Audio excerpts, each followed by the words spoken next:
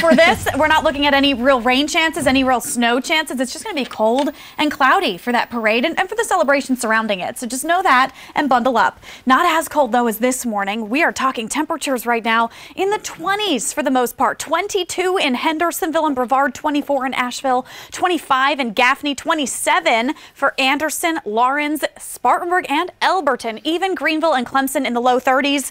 You're below freezing. So it's just a bitterly cold morning already. Luckily, the wind is a lot calmer than it's been in the last day and a half. It's completely calm almost for the entire upstate. Asheville, a very light breeze right now.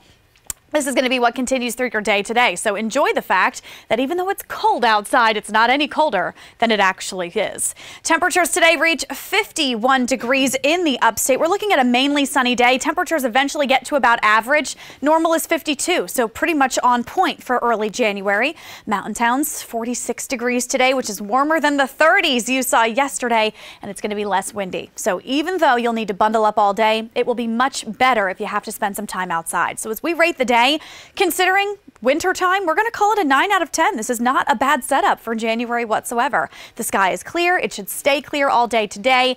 But tomorrow, the big changes come. We've got a large area of rain and turning into some wintry mix and some snow in places like Arkansas and Missouri. This is really going to impact most states to the north of us, but we will just get clipped by it enough to see the potential for some wintry weather in our mountains. So here's your weekend snapshot. Wintry mix is possible generally on Saturday into Saturday night. Best chances in the mountains. There is a tiny chance in the far northern upstate to see some of it too, but generally rain for areas south of the North Carolina line. If you see a little sleet pellet or a brief pocket of snow, just know that it's not going to lay on the ground or impact you if you're south of this purple shading.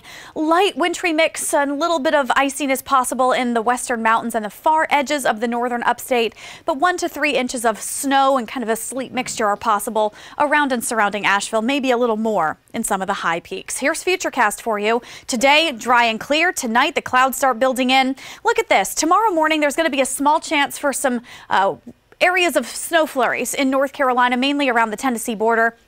It's also possible that late morning we could see a little drizzle in parts of the upstate. You'll notice a couple spots come through, maybe even a sleet pellet in places like Greenville and Clemson, but it's just not going to be enough to create any real concern.